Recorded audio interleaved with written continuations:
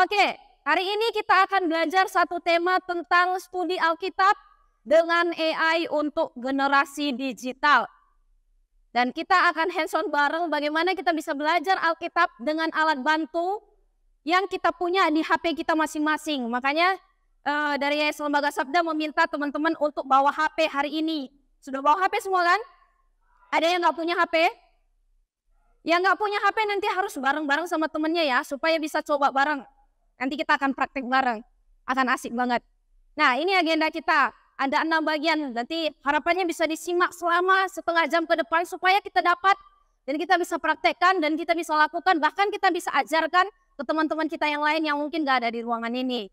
Nanti kita akan belajar apa itu PA, mengapa kita harus PA, bagaimana caranya, metode PA atau cara yang kita pakai untuk belajar Alkitab.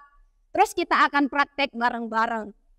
Ya, sebelum kita mulai, fakta teman-teman sekalian, adik-adik yang ada di tempat ini, kita semua, bukan kita sih, tapi teman-teman semua yang ada di sini adalah generasi digital. Setuju atau enggak? Kalau saya sih udah peralihan ya, saya generasi milenial karena udah lumayan tua gitu. Tapi teman-teman yang ada di sini, 2010 ke sekarang ini itu adalah generasi digital. Ada yang kelahiran 2010, 2011, 2012, ada yang 2009. Oh iya, senior kita ya, senior di sini. Teman-teman adalah generasi digital. Kenapa teman-teman di sini adalah generasi digital? Karena ketika lahir, bahkan mungkin dalam perut ibu, itu sudah minta HP mana gitu. Jadi ketika kita lahir dari perut ibu kita, itu sudah berdampingan dengan HP. Jadi generasi digital itu identik dengan yang namanya gadget atau HP yang ada di tangan teman-teman. Sekarang apa yang teman-teman lakukan setiap hari dengan HP teman-teman? Apa saja yang sering dilakukan? Ayo kita mau sama-sama lihat. Chatting. Siapa yang di sini setiap hari chatting aja? Bahkan kalau gak ada notifikasi, nunggu kapan ya notifikasi masuk? Scrolling IG. Siapa nih yang berjam-jam hanya di IG, di TikTok untuk scrolling doang? Aku. Banyak kan? Ada yang dengar musik? Sambil belajar dengar musik, iya. Cara belajar yang bagus juga. Dengerin podcast gitu ya. Nonton film, nonton drama Korea. Atau nonton drama Taiwan. Atau main games. Nah jujur, siapa yang suka main games? Nah, angkat tangan semua. Asik kan? Asik karena di generasi kita, generasi adik-adik sekalian itu udah sangat erat namanya gadget. Dan suka kita lakukan hal-hal yang demikian. Tetapi pernahkah teman-teman mendengar yang namanya PA? Oh ini dari tadi nih. Apa itu PA? Hah? Oh udah pernah PA ya? Apa itu PA? PA itu adalah penggalian Alkitab, bisa dikatakan pendalaman Alkitab, bisa dikatakan penyelidikan Alkitab, pemahaman Alkitab, dan bisa kita simpulkan PA itu adalah belajar Alkitab. Katakan belajar Alkitab. Belajar Alkitab. Iya. Kenapa kita harus PA? Saya udah orang Kristen, Kak. Saya nggak perlu lagi namanya belajar Alkitab. Saya sudah tahu. Saya ke gereja setiap hari Minggu. Cukup. Ternyata sebagai orang Kristen nggak cukup cuma baca Alkitab saja. Kita harus belajar Alkitab supaya kita bisa mengenal siapa Tuhan kita. Siapa Tuhan kita, teman-teman? Tuhan Yesus. Tetapi kita sudah tahu apa yang Tuhan Yesus lakukan, mengapa Tuhan Yesus harus datang ke dunia, mengapa Tuhan Yesus harus disalib. Itu semua tertulis dan tertuang di dalam Alkitab. Kalau kita nggak belajar Alkitab, kita nggak tahu siapa Tuhan kita. Makanya kita harus belajar Alkitab. Yang kedua, kita harus belajar Alkitab supaya kita bisa bertumbuh melalui firman Tuhan. Teman-teman makan berapa kali sehari? 5 kali? Berapa kali satu hari idealnya? 2? Iya, idealnya ya 3 kali sehari. Bisa nggak teman-teman nggak makan dalam sehari? Dalam rangka puasa ya? Bisa aja. Tapi kalau terus menerus nggak makan, kelaparan nggak? Itu juga kalau kita nggak belajar Alkitab, kita juga akan kelaparan. Kita butuh namanya makan firman Tuhan. Supaya kita bisa bertumbuh kuat. Kalau adik-adik nggak belajar firman Tuhan, nanti kalau lagi galau-galaunya, itu iblis bisa menggerogoti, ayo lakukan ini saja gitu. Tapi kalau kita tahu firman Tuhan, kalau lagi galau diputusin pacar misalnya, atau tidak punya hubungan tanpa status gitu ya, wah aku punya firman Tuhan yang akan mendasariku dan aku kuat. Jadi harus belajar firman Tuhan. Terhindar dari pengajaran yang salah. Kalau adik-adik suka main di TikTok atau di Instagram, itu banyak pengajaran-pengajaran yang tidak sesuai dengan firman Tuhan. Cara kita untuk bisa terhindar dari itu, kita punya pegangan. Wah ini pengajaran yang salah ini. Kita tahu kalau kita belajar firman Tuhan. Dan kalau kita belajar firman Tuhan terus-menerus, kita akan rindu memberitakan tentang apa yang kita ketahui ke teman kita lain. Atau mungkin ke keluarga kita gitu ya. Jadi paling tidak ada 5 alasan mengapa kita harus belajar Alkitab. Yang pertama, kenapa kita harus belajar Alkitab? Yang pertama, yang kedua, karena ada di depan. Yang ketiga, yang keempat, dan yang kelima, diingat ya Bapak Ibu, kan saya kebiasaan nih ngomong ke Bapak Ibu. Diingat ya adik-adik ya. 5 alasan kenapa kita harus belajar Alkitab. Jadi belajar Alkitab itu bukan hanya sedikit berbeda dengan membaca Alkitab. Setiap hari membaca Alkitab enggak? Enggak juga. Ya ampun. Belajar Alkitab itu lebih besar lagi levelnya di atas. Jadi beda dengan membaca Alkitab. Karena belajar Alkitab itu butuh proses. Dari kita berdoa dulu, terus kita baca firman, kita renungkan, kita catat apa yang saya pelajari, dan kita pakai alat bantu. Bahkan kita juga memakai metode atau cara yang tepat untuk kita bisa belajar firman Tuhan. Jadi kita butuh cara. Caranya itu gimana kakak? Gimana cara kita untuk belajar firman Tuhan? Yaitu gunakan gadget kita, gunakan HP kita untuk belajar firman Tuhan. Tidak cukup hanya untuk bermain games, atau scrolling TikTok, atau chatting dengan teman-teman segrup. Kadang di dalam kelas ada grup di dalam grup gitu ya. Ada grup kelas, terus ada pula grup geng gitu ya. Hari-hari kita habis hanya untuk di grup. Nah, pakai HP kita untuk hal-hal yang bermutu, yang lebih kekal. Yaitu untuk belajar tentang Tuhan kita, yaitu firman Tuhan. Nah, sekarang kita mau komitmen sama-sama, angkat semua HP-nya. Angkat semua HP-nya. Yang bawa HP, ini komitmen kita ya. Nanti setelah ini harus diingat pulang. Ketika lihat HP-nya harus bilang, gadgetku untuk pertumbuhan rohani dan teman-temanku. 1, 2, 3. Lah, mana HP-nya? Kok nggak diangkat? Ayo, diangkat sekali lagi HP-nya. Ayo, yang semangat. Anak-anak muda semangat dong. Generasi muda harus semangat dong. Kurang tinggi, diangkat kurang tinggi. Mau lihat ini merek HP-nya apa saja nih? Oh ya. Ya, sama-sama ya, suara yang keras. 1, 2, 3. Gadgetku untuk pertumbuhan rohaniku dan teman-temanku. Atau kita singkat dengan gadgetku for God. Gadgetku untuk Tuhan. Jadi sekarang gadget, HP teman-teman harus ditebus untuk Tuhan. Gak cukup hanya sekedar untuk bermain atau menghibur saja. Tapi yang lebih kekal harus untuk belajar firman Tuhan. Amin. Oke, lanjut. Nah, Yayasan Lembaga Sabda, itu tadi ya Alkitabnya, kalau sebelah sini teman-teman lihat Alkitab yang warna biru itu, produk, ini semua produk dari Yayasan Lembaga Sabda. Semua produk kita ini kita lakukan untuk orang-orang muda, generasi muda bisa belajar firman Tuhan. Makanya bisa belajar dengan kamus, Alkipedia, tafsirat, renungan harian, bahkan komik, bisa dipakai untuk alat kita bisa belajar firman Tuhan. Dan kita sering gaungkan ini ke sekolah-sekolah lain. Jadi kita bukan hanya melayani di satu sekolah, tapi kita pergi ke sekolah-sekolah lain juga untuk menggaungkan hal yang sama. Dan ketika kita belajar firman Tuhan, kita punya metode atau cara. Ini cara yang biasa dilakukan oleh Yayasan Lembaga Sabda. Ada metode Walking God, ada baca gali, bahkan ada metode yang sangat kekinian ya, yang Sabda lakukan itu metode Sabda juga namanya. Itu simak, analisa, belajar, doa, diskusi, dan aplikasi.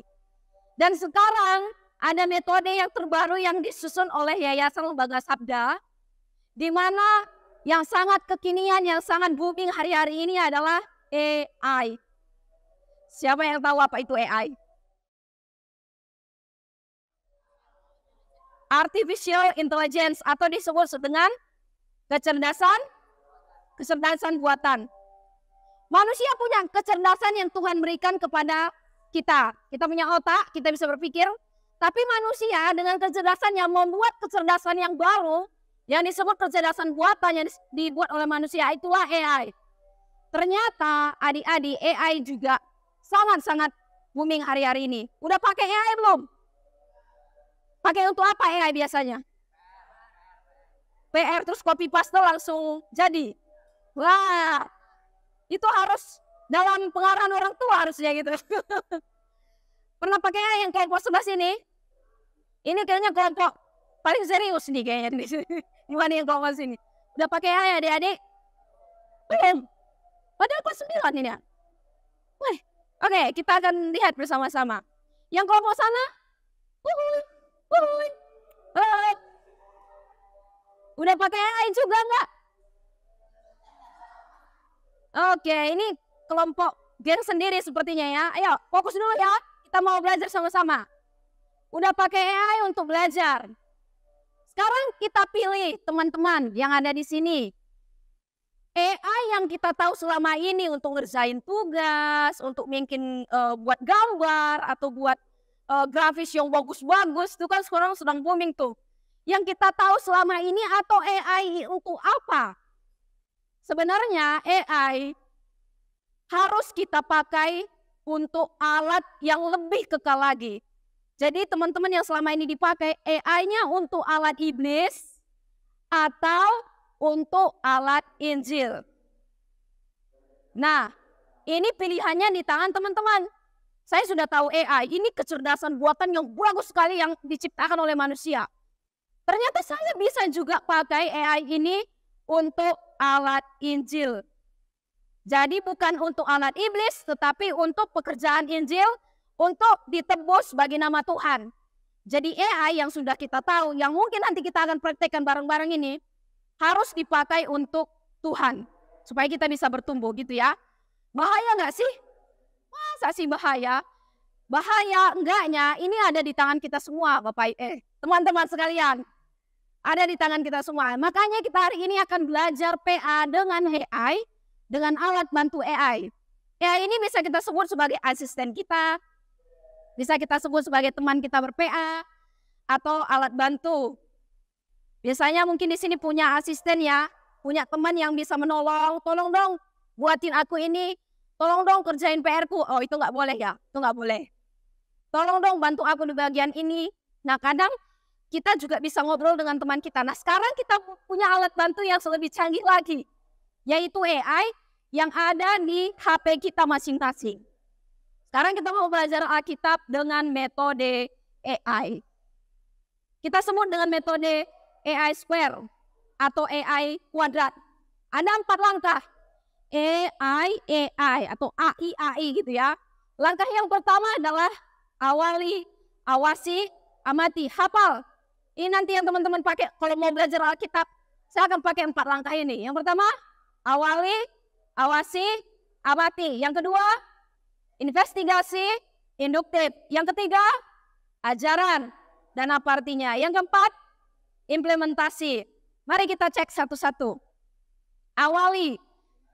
Langkah untuk PA yang pertama, awali, kita baca dulu Alkitabnya. Dan kita gunakan AI sebagai alat bantu kita. Nah, ketika kita sudah baca Alkitab, kita catat hal-hal yang penting dari Alkitab yang sedang kita pelajari. Kita gunakan 5W tambah 1H.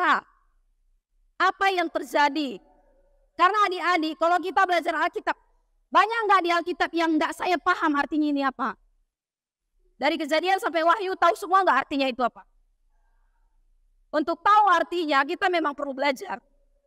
Misalnya, Tuhan jadikan langit dan bumi dulu. Kenapa Tuhan harus jadikan langit dan bumi dulu ya? Itu kita perlu belajar tuh. Kenapa Tuhan nggak ciptakan manusia dulu? Kok harus langit dan bumi dulu? Itu perlu pembelajaran namanya ya. Jadi kita gunakan alat bantu AI untuk mendapatkan ringkasan dan poin-poin penting. Nah, kita gunakan prom yang namanya fokus. Fokus ini format, objektif, konteks, user usage, dan juga spice. Untuk fokus ini, untuk format ini, kita tentukan formatnya apa. Kalau di sini promptnya atau perintah yang kita ketikkan nanti di AI, itu formatnya poin-poin. Kalau untuk objektifnya, itu tentang Yohanes 3 ayat 16 gitu ya. Kita akan belajar nanti dari Yohanes 3 ayat 16. Mulai bisa dibuka Alkitabnya. Untuk yang konteks, ini konteksnya tentang kita sedang belajar Alkitab dan kita ingin meringkaskan gitu ya. Untuk usernya, seorang siswa SMP Kristen. Ini subjeknya atau user usage-nya. Siapa yang makai. Dan spice-nya ini bumbu spesial dan juga spesifik, harus detail dalam bahasa yang mudah dimengerti.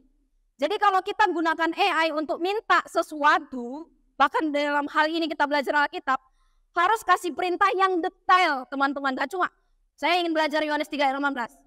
Kadang, yang diberikan jawaban dari AI itu nggak selalu bisa benar. Kita harus cek dulu gitu ya. Tapi kalau kita kasih prompt yang detail, itu akan menolong kita untuk paham Alkitab. Yang kedua, investigasi. Ini langkah yang kedua ya. Ini informasi semua. Tadi awali mengetahui keseluruhan.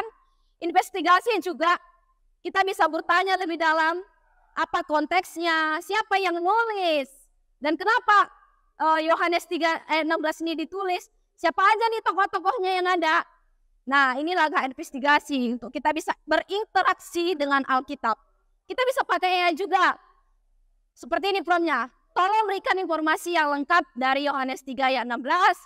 Penulisnya siapa, latar belakangnya, sejarahnya, dan tokoh-tokoh yang tercatat dan diberi dalam bentuk poin-poin. Nah, sekarang langkah ketiga, ajaran. Dua langkah pertama tadi, itu fokusnya untuk informasi.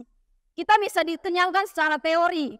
Aku tahu Alkitab ini, aku tahu firman ini, aku tahu Yohanes 3 ayat 16. Sekarang, apakah aku mengerti belajar? Tahu ini gambar yang ada di sebelah kanan teman-teman. Itu seorang patung yang dibuat oleh ahli. Dan sebagus apapun dia, lihat kekar banget kan. Tapi dia merenung, dia berpikir. Dia memikirkan apa yang bisa saya pelajari dari bacaan ini. Apakah ini menghibur saya, mendorong saya, atau menegur saya. Makanya gunakan juga prompt fokus tadi. Pelajaran penting apa yang bisa aku pelajari gitu ya. Langkah yang keempat adalah implementasi. Ini simpulan, ini aplikasi. Apa yang akan kita lakukan setelah saya belajar firman Tuhan dari Yohanes 3 ayat 16 sebagai remaja Kristen di era AI. Oke, kita akan PA bareng. Sekarang pegang semua HP-nya. Tadi dari 4 langkah yang kakak kasih tahu. Langkah yang pertama itu apa? Awali. Aduh, lupa semua. Langkah yang pertama AI. Awali, awasi, amati. Langkah yang kedua, investigasi, induktif. Langkah yang ketiga, ajaran. Kita mundur sejenak. Lihat, langkah yang pertama awali keseluruhan teks, investigasi, lihat tokoh-tokohnya, ajaran apa artinya untuk saya, dan implementasi apa yang akan saya lakukan. Udah? Langkah yang pertama, apa? Awali, awasi, amati. Yang kedua, investigasi dan induktif. Yang ketiga,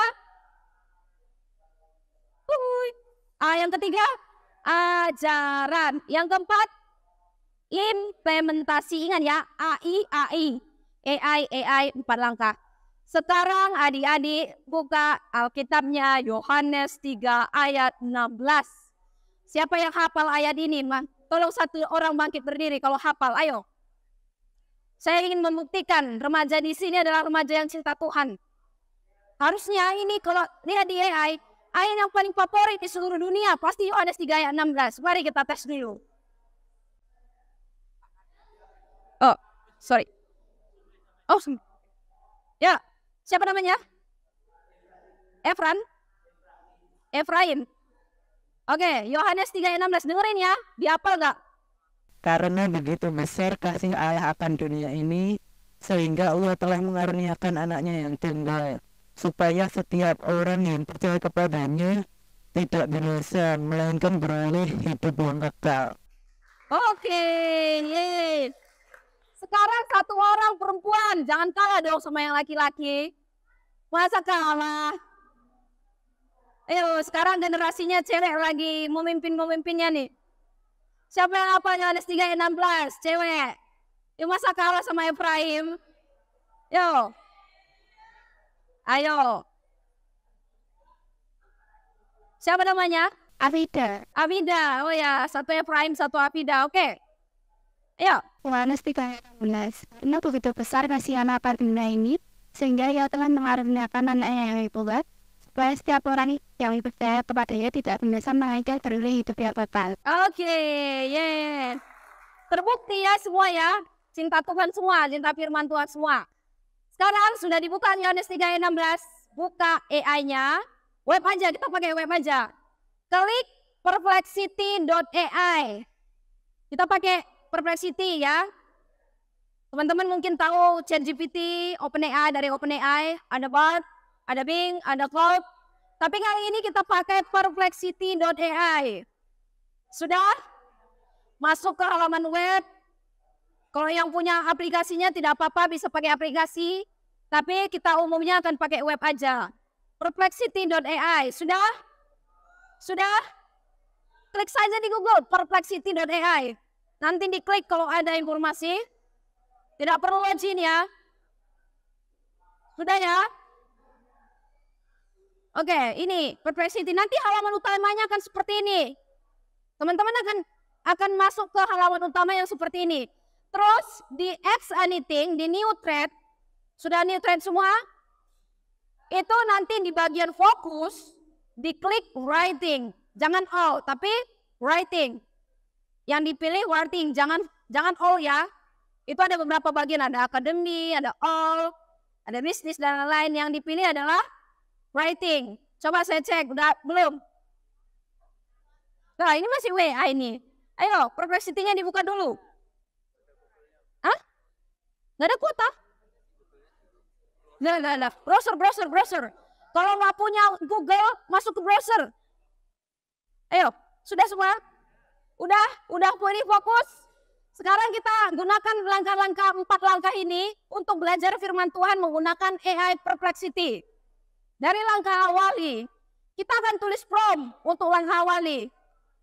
Ini, saya adalah seorang SMP atau siswa SMP Kristen yang sedang belajar Yohanes 3 ayat 16. Tolong berikan ringkasan Yohanes 3 dalam format poin dan bahasa yang mudah dimengerti. Oke, silakan klik, silakan ketik. Kalau mau pakai Google Lens secara cepat bisa langsung digunakan, nggak perlu capek-capek ngetik ya. Orang Gen Z semua ini, generasi Alpha semua, harusnya bisa lebih cepat dibanding orang tua. Ayo. Ini langkah yang pertama, awali, awasi, dan amati. Setelah kita mengetik ini, diklik, apa hasilnya akan keluar? Ada hasilnya yang sudah dapat? Angkat tangan. Ada hasilnya sudah dapat? Yang tidak bawa HP tolong gabung ya. Jangan saya lihat ada yang sendiri-sendiri di sini. Yang tidak bawa HP boleh bergabung. Ada yang sudah dapat? Oke. Ya, apa hasilnya? Nama saya Valentinus Atmanarikan, biasa dipanggil Valen dari kelas 8. Hasilnya? Yohanes 3 ayat 16 adalah salah satu ayat yang terkenal dalam Alkitab yang menyatakan kasih Allah kepada manusia. Ayat ini berbunyi, sebab begitu besar kasih Allah akan dunia ini sehingga ia telah mengaruniakan anaknya yang tunggal, supaya setiap orang yang percaya kepadanya tidak binasa, melainkan beroleh hidup yang kekal. Dengan kata lain, ayat ini mengungkapkan bahwa Allah begitu mengasihi dunia ini sehingga ia mengutus anaknya Yesus Kristus untuk memberikan keselamatan kepada setiap orang yang percaya kepadanya, sehingga mereka tidak akan binasa tetapi mendapatkan hidup yang kekal. Ini Stop. Ada yang berbeda nggak dari yang dibaca temennya? Ada yang berbeda nggak hasilnya? Atau sama semua? Harusnya nggak sama. Siapa yang bilang sama tadi?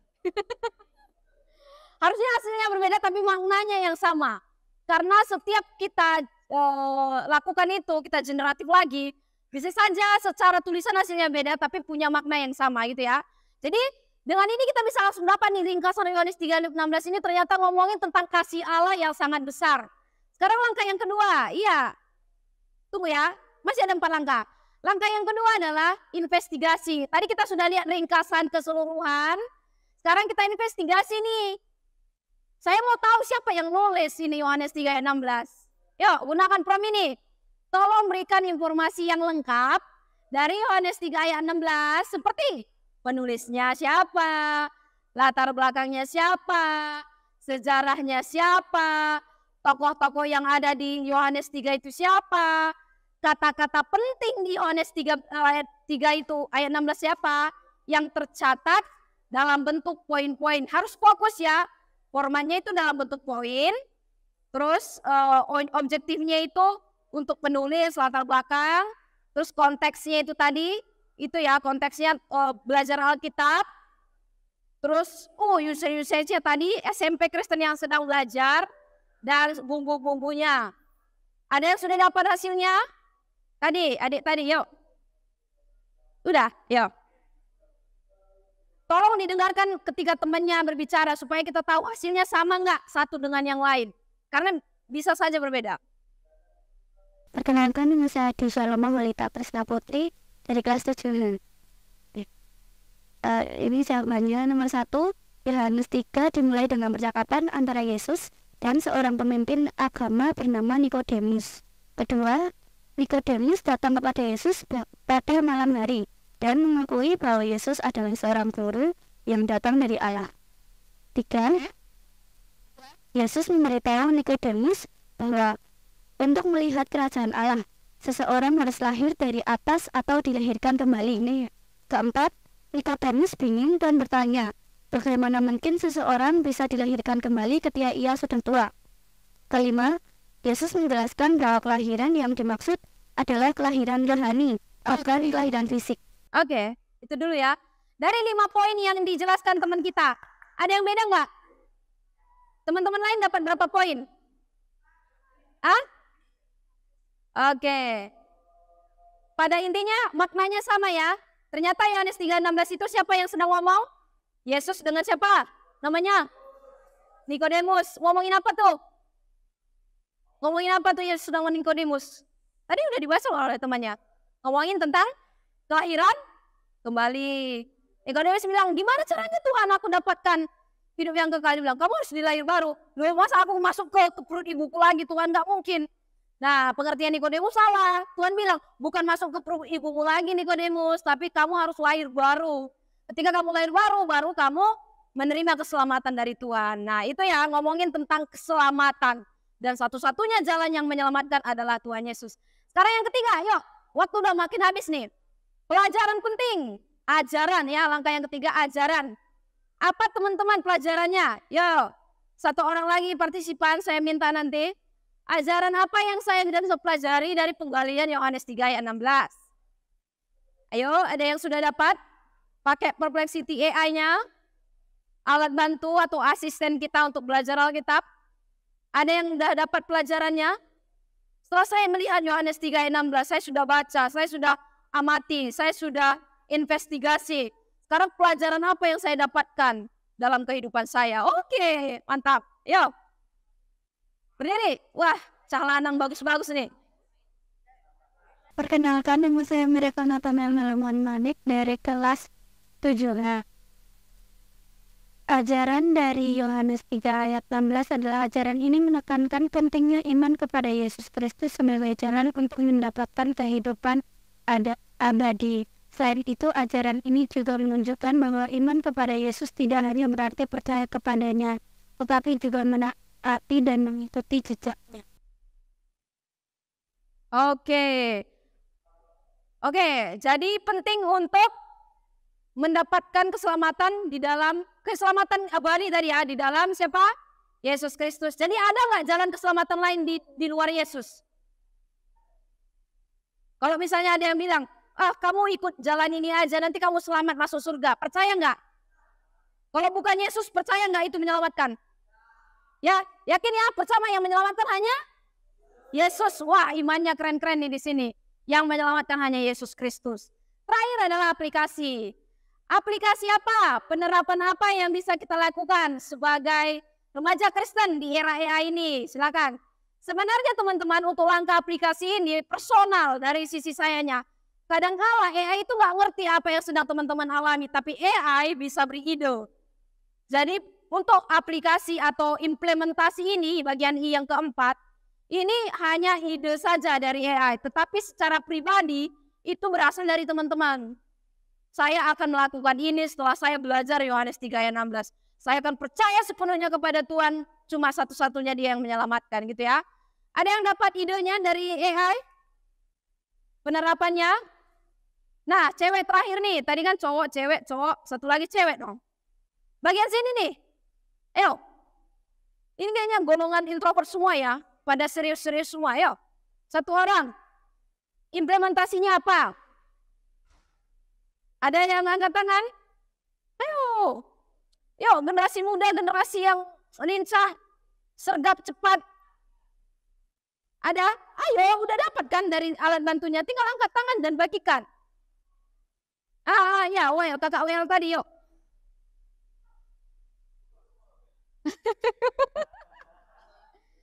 Ayo. Yohanes 3 ayat 16 menyatakan, sebab begitu besar kasih Allah selesai. Oleh karena itu, sebagai remaja Kristen, penerapan praktis untuk hidup sehari-hari pada era AI ini dapat mencakup 1. Mengenal dan mempercayai Yesus Kristus sebagai juru selamat pribadi. Yohanes 3 ayat 16 menekankan pentingnya iman kepada Yesus Kristus sebagai satu-satunya jalan untuk mendapatkan hidup yang kekal. Oleh karena itu, sebagai remaja Kristen, penting untuk mempelajari dan memahami ajaran-ajaran Kristus dan mempercayainya sebagai juru selamat pribadi. Oke, ide yang bagus sekali ya dari AI, ternyata bisa diterapkan juga idenya ya. Penting untuk mempelajari dan mempercayai bahwa Yesus adalah jalan keselamatan. Oke, kita sudah di akhir adik-adik sekalian. Jadi menarik nggak belajar Alkitab pakai HP? Jadi tanamkan ya prinsip sekarang di pikiran saya, HP itu bukan untuk main-main doang. HP itu bukan untuk scrolling doang. Tapi HP akan saya pakai untuk belajar Alkitab. Teknologi sangat bagus Tuhan sediakan. Adik-adik bersyukur tidak lahir di zaman baby boomers 70-an mungkin zaman orang tua. Di mana HP belum ada. Teknologi masih belum secanggih sekarang. Bersyukur sekarang teman-teman lahir di generasi digital ini, di eranya digital. Semua itu tersedia. Harus dipakai dengan tanggung jawab yang benar, dengan usaha yang benar untuk belajar Alkitab. Untuk mempelajari tentang firman Tuhan. Jadi sekarang, ayo guys, lakukan pembelajaran Alkitab dengan disiplin setiap hari dan pertolongan Roh Kudus yang akan memampukan adik-adik sekalian. Nah, kita suarakan sekali lagi komitmen kita tadi ya, yang di awal saya katakan. Angkat lagi semua HP-nya dengan iman, katakan sama-sama, gadgetku untuk pertumbuhan rohaniku dan teman-temanku. 1, 2, 3, go!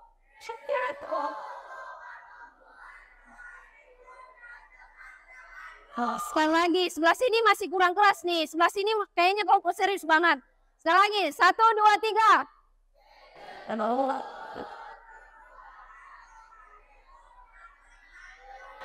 Sekali lagi, barengan semua. 1, 2, 3. Gadgetku untuk pertumbuhan rohaniku dan teman-temanku. Tepuk tangan untuk Tuhan kita.